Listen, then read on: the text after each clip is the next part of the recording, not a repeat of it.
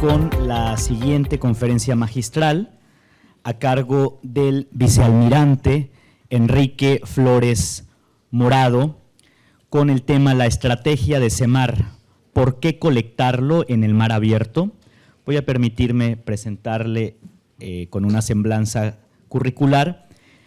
Es originario de Valle Hermoso, Tamaulipas, egresado de la Heroica Escuela Naval Militar, generación 1979-1983, con la carrera de ingeniero en ciencias navales.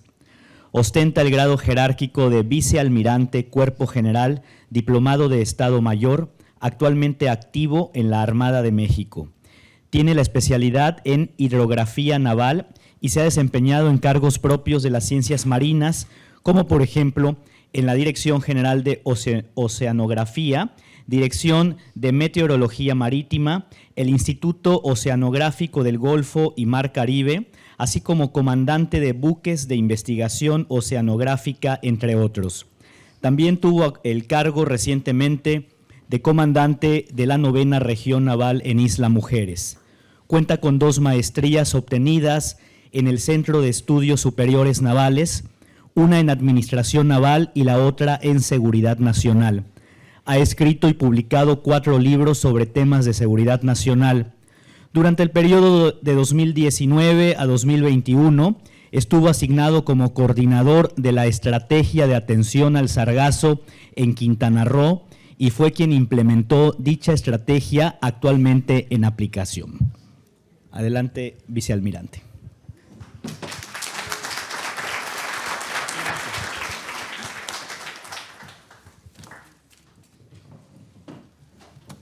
Muchas gracias. Soy marino, vivo errante, cruzo por los 7 mares y como soy navegante,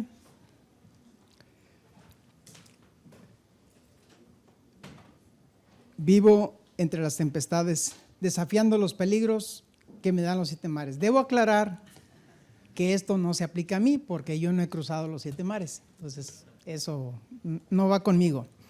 Es la canción popular y lo traigo a colación porque precisamente antes de que se descubriera América, los mares que más se mencionaban en la bibliografía europea eran el Mar Rojo, el Mar Caspio, el Mar Mediterráneo, el Mar Adriático, el Mar Arábigo, el Golfo Pérsico. Conforme los navegantes empezaron a aventurarse un poco más lejos, pues obviamente fueron conociendo otros cuerpos de agua y esa lista de mares fueron cambiando. De tal manera que uno de los listados actuales que existen de esos 7 mares consideran al Ártico, al Pacífico Norte, Pacífico Sur, Atlántico Norte, Atlántico Sur, Índico y Antártico. Pero aquí me surge la pregunta, ¿por qué? Desde aquellos 7 iniciales que se consideraban los 7 mares, a los que actualmente conocemos, ¿por qué el Mar de los Sargazos nunca estuvo incluido? Cuando al final de cuentas el Mar de los Sargazos tiene una importancia relevante, es un mar bastante grande, pero de eso voy a platicar un poquito después. Muy buenos días tengan todos ustedes, de verdad me siento sumamente halagado de estar aquí, de participar en este foro y por supuesto a los organizadores y a los cuales les deseo el mayor de los éxitos en cuanto a las expectativas que se han formulado para este foro, pues que vaya todo muy bien. Por supuesto también halagado de volver a saludar a tan distinguidos académicos aquí en Quintana Roo y estar también formando parte de esta mesa. Me pidieron que hablara acerca de la estrategia de SEMAR y en particular por qué es que habría que recolectarlo en mar abierto. Me ha parecido muy interesante lo que la doctora Brigitta nos ha compartido y eso pues me permite entonces valorar que sí vamos avanzando. De pronto creo que muchos de nosotros podemos compartir la desilusión cuando pasamos a algún pueblo y lo vemos igual que hace 20 años. Y eso no debiera ser. Creo que todos tenemos que ir avanzando gradualmente. Y en ese sentido, creo que con respecto al sargazo, creo que vamos a buen ritmo. La siguiente, por favor. La siguiente, por favor. Cuando llegué en 2019 por acá a Quintana Roo, el conocimiento que tenía yo referente al sargazo era prácticamente nulo. Conocía algunos detalles nada más. Y realmente hubo algo que me hizo o que me motivó a conocer más del sargazo, y fue precisamente esa competencia tan fuerte que tenía de todos los científicos de acá, que me decían, yo sí conozco bien el sargazo. Yo dije, es que yo no me puedo quedar atrás. Y dije, tengo que conocer algo que seguramente ellos no van a conocer. Y en algunas oportunidades, a algunos de ellos yo les pregunté, ¿me puede decir a qué sabe el sargazo? Y el 99% de los científicos me dijo, el sargazo sabe, y me empezaban a decir un montonal de cosas, y yo decía, me parece que no es así. Y entonces cuando yo decía, oye, usted me está hablando de algo que realmente no conoce, y si me va a hablar de algo que no conoce, pues creo que estamos perdiendo el tiempo. Y lo más elemental para mí es saber a qué sabe el sargazo, porque era tal la cantidad de sargazo que observé cuando llegué acá a las playas de Quintana Roo, que yo dije, tengo que saber a qué sabe. Y entonces, en una ocasión que andaba en un recorrido por las playas, llegué, vi un montón de sargazo, agarré el sargazo del agua y me lo empecé a comer. Y yo esperaba que me supiera amargo, que me supiera feo, y en absoluto, solamente sabía muy salado. Una hierba que tenía mucha sal. Y entonces, en el momento que yo estaba masticando y estaba tragando el sargazo, yo dije, a ver si no me muero. Y la verdad es que no me morí. Y aquí estoy. Y la verdad es que me ha apasionado mucho esto del sargazo porque precisamente todos tenemos una verdad.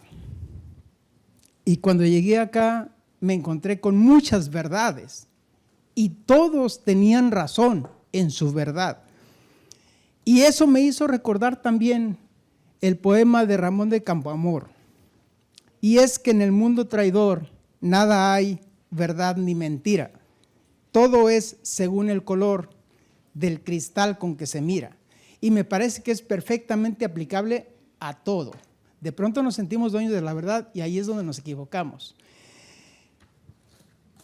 Esto entonces nos llevó a considerar la que sigue, por favor. Ahí está bien. No, perdón, la anterior. Gracias. Que había que conciliar todas esas verdades porque nos encontramos que había una verdad ecológica, una verdad ambiental, una verdad financiera, una verdad política, una verdad social, una verdad turística. Y por supuesto, cada uno de ellos tenía un enfoque muy particular. Por eso es que todos tenían razón. Y a esto dijimos, bueno, pero exactamente, ¿qué es lo que tenemos que hacer? Y para tratar de entender qué tenemos que hacer o qué teníamos que hacer en aquel entonces, estoy hablando 2019, nos surgió otra pregunta. ¿Por qué observamos sargazo en las playas de Quintana Roo y qué podemos hacer?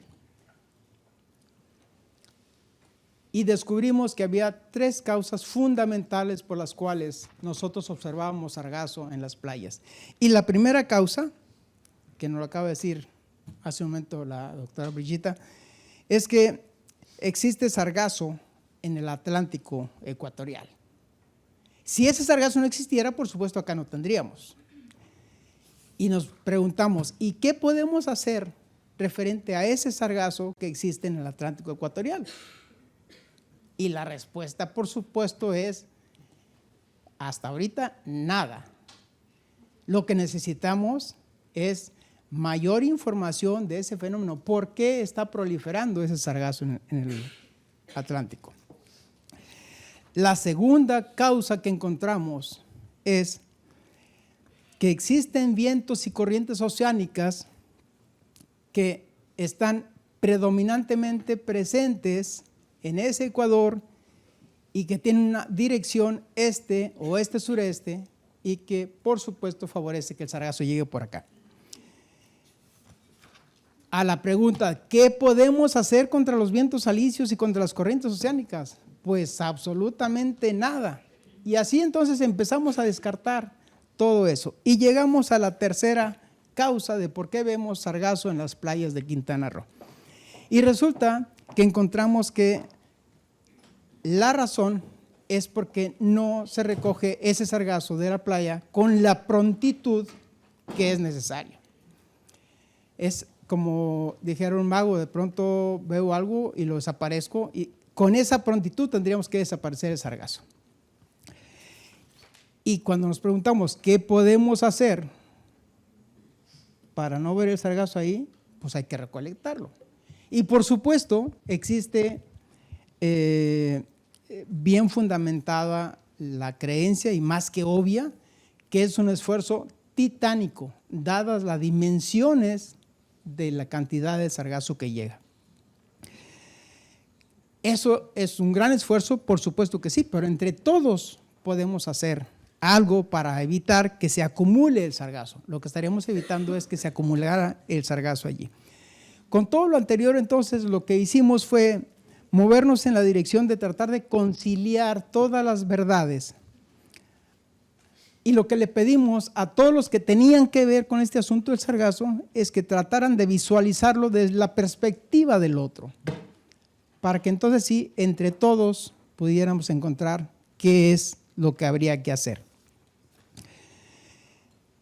De esa manera entonces llegamos a lo que era necesario plantear, que es una estrategia. Entonces no era únicamente suficiente que conciliáramos las verdades de todos, sino que había que definir una estrategia que nos permitiera atender el problema, que era el sargazo en la playa. Ese era el problema a resolver. Por eso es que de pronto no nos ponemos de acuerdo, porque si no tenemos un mismo problema, entonces cada uno está tratando de resolver un problema diferente. Y al estar resolviendo un problema diferente, entonces es donde no nos ponemos de acuerdo. La estrategia trata de eso, trata de que todos nos pongamos de acuerdo para poder atender el fenómeno. Por esta razón es que se definió una matriz de 3×3, donde tenemos dos dimensiones. La primera es la temporalidad, que estamos hablando de los plazos, y la otra dimensión es la localización o la ubicación. Esto en la intención de llevar a cabo acciones que nos permitieran precisamente resolver el problema. El problema era, tenemos sargazo en las playas y no queremos tener sargazo en las playas. Cuando hablamos de la temporalidad, esto es de los plazos, establecimos 3 plazos: corto o inmediato, mediano plazo y largo plazo. En el entendido que precisamente la investigación está considerada en el largo plazo, porque pensamos que después de 5 años ya podíamos tener resultados adecuados para atender este fenómeno. Debo recalcar, empezamos 2019, ya llevamos 3 años. Y si en esos 3 años no hemos avanzado en ese sentido de cómo resolver el problema, entonces como que estamos quedando atrasados. Esto es, es importante la investigación, pero al final de cuentas tenemos que investigarlo en el sentido de resolver el problema, no únicamente de conocer causas que no nos permitan nuevamente resolver el problema. En cuanto a la localización, consideramos que había que llevar acciones en la playa, en aguas someras y en el mar.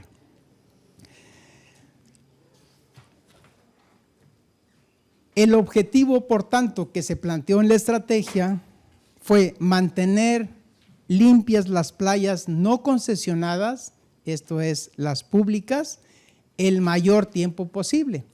Y aquí lo que se estableció como un criterio a seguir era que el sargazo que llegara a la playa no debería durar más de 72 horas. ¿Por qué no debería durar más que eso? Porque al cabo de 72 horas o más empieza la descomposición, que obviamente nos provoca todos los trastornos que ya nos han comentado. Regresando un poquito al mar de los sargazos, porque es precisamente una de las teorías de que el fenómeno acá está derivado de aquello. El mar de los sargazos es inmenso, cubre, según algunos estudios, 5.2 millones de kilómetros cuadrados, perdón, y contiene incluso a las Islas Bermudas. Tiene una profundidad entre 1.500 y 7.000 kilómetros y eso pues es una gran profundidad, realmente, gracias, es una gran profundidad. Y entonces yo me pregunto, en ese sargazo que existe en el mar de los sargazos, el que se muere, ¿se precipita, se va al fondo, deriva hacia alguna otra costa? ¿Qué es lo que sucede con ese mar? Yo estoy seguro que no es eterno, yo estoy seguro que no es inmortal, pero obviamente pues implica un poco más de esfuerzo en la investigación para saber exactamente qué es lo que sucede. Este mar de los sargazos se mantiene en ese lugar, por supuesto, como ya lo mencionó la doctora Villita, porque por el efecto de los 4 corrientes que lo hacen estar relativamente estacionario.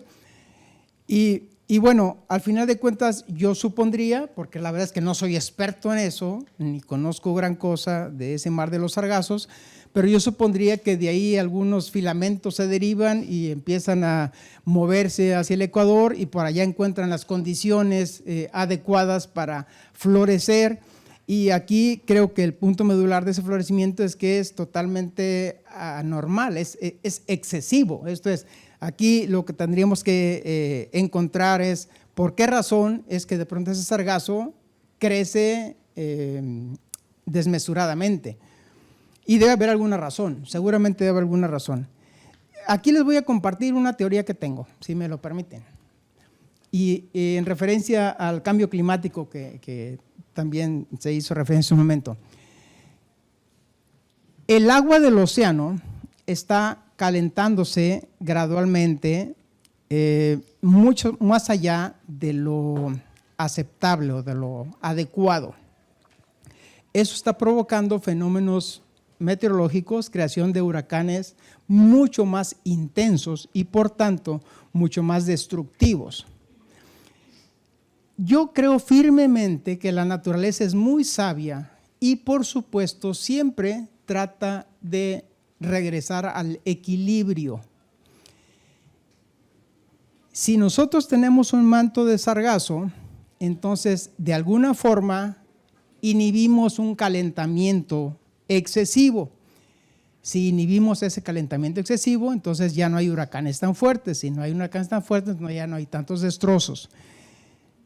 Y me voy a poner a estudiar más y a lo mejor escribir un artículo referente a eso, porque obviamente estoy nada más aventurando así un cuento que se me ocurrió hace algunos años, pero al final de cuentas sí creo firmemente que la naturaleza siempre funciona de esa manera. Cuando algo vemos en la naturaleza que está apareciendo es porque hay alguna razón que lo está propiciando.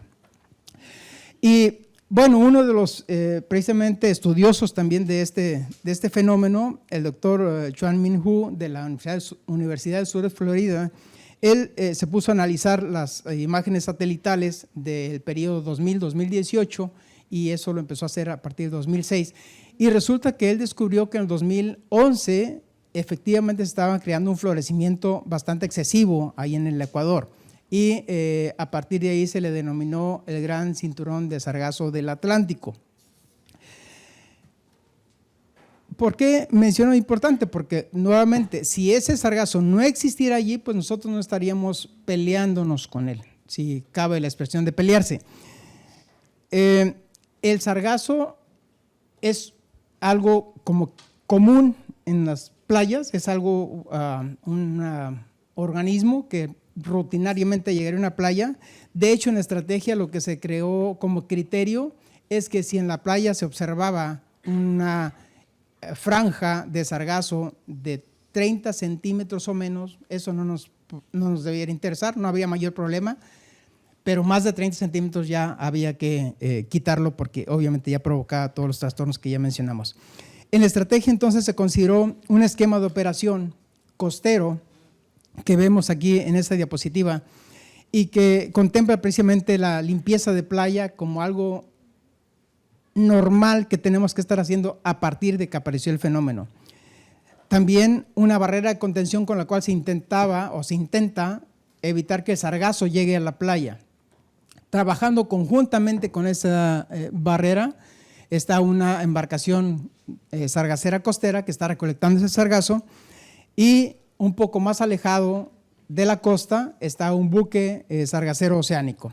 Ese es el esquema de operación que se consideró en la estrategia. Por supuesto, esa estrategia había que estarla evaluando constantemente a efecto de verificar que todos los elementos que están participando en esa estrategia estuvieran cumpliendo su función y por tanto la eficiencia fuera la adecuada para los resultados que estábamos esperando.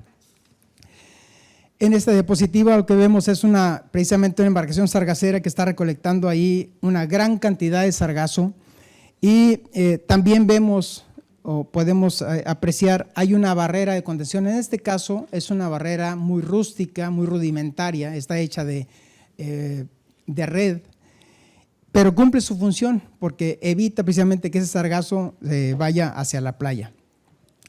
¿Por qué razón una barrera rudimentaria? Porque hay barreras de manufactura industrial, pero tienen sus limitantes. Una de sus limitantes es que no la podemos instalar en profundidades menores a 2 metros.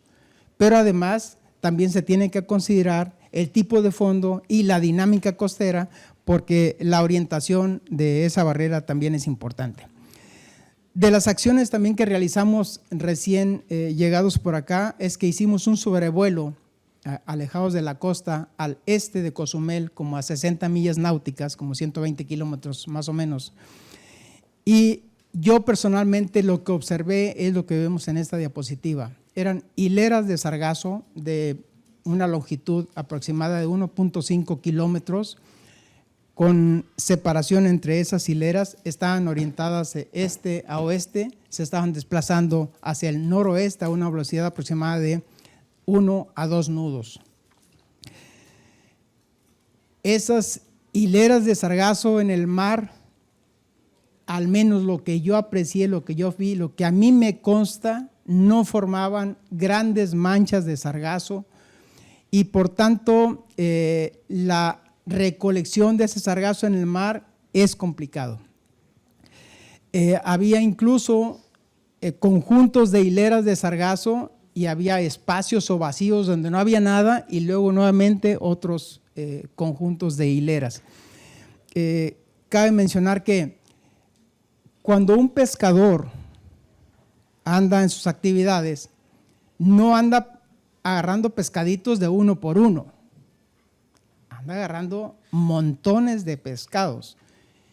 En sargazo es como si anduviéramos agarrando una hilerita de sargazo en cada ocasión. Entonces, imaginémonos nada más el esfuerzo que habría que aplicarse a andar recorriendo como en una parcela los surcos, andar recorriendo todas las hileras para recolectarlo.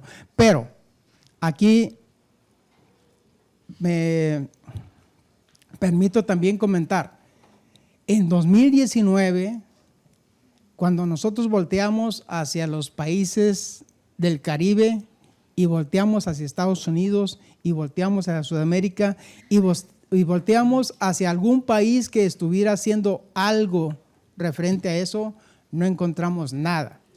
Por eso es que nos atrevimos a plantear esta estrategia, que por supuesto estamos plenamente conscientes que todo es perfectible, todo se tiene que actualizar y que conforme vamos avanzando en conocimiento, pues vamos entonces mejorando las cosas. En esta diapositiva vemos en la parte superior izquierda al buque de abastecimiento logístico Libertador. Este buque, su diseño es precisamente para actividades logísticas. Sin embargo, la Armada de México lo que hizo fue asignar a este buque para venir a participar acá en las actividades de recolección cerca de Cozumel y al este de Cancún, y lo hacía con sus embarcaciones menores, porque el barco, sus dimensiones son muy grandes para estas actividades, además de que su diseño no es para esto. El barco mide 100 metros de eslora y 15.24 metros de manga, esto es de largo y ancho, y por supuesto tiene una altura, el francobordo, de 8 metros, que de ninguna manera alguien desde la cubierta podría estar recogiendo el sargazo. Si pudiéramos apreciar, en el costado de babor se ve precisamente una hilerita de sargazo por ahí que le va pasando. Alguien no la pescó a tiempo y bueno, ahí está pasando. Y en el buque de abajo es el buque sargacero oceánico Natanz. Este fue reacondicionado, esto es, el Libertador estuvo operando en tanto se reacondicionaba el Natanz, y el Natanz tiene unas dimensiones más o menos a la mitad que el Libertador, pero el Natanz, por supuesto, pues ya trae los mecanismos para recolectar sargazo. Debo también mencionar que este buque está diseñado para operar en sistemas lagunares. ¿Y por qué es relevante mencionar esto? Porque en un sistema lagunar la amplitud de la ola no tiene nada que ver con una ola en el mar.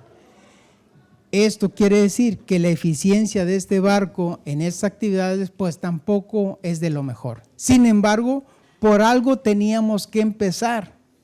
Esto es, fueron los inicios de la estrategia. Ahorita pues debiéramos nosotros considerar que ya hemos avanzado más y que por supuesto ya tenemos mejores mecanismos para recolectar el sargazo.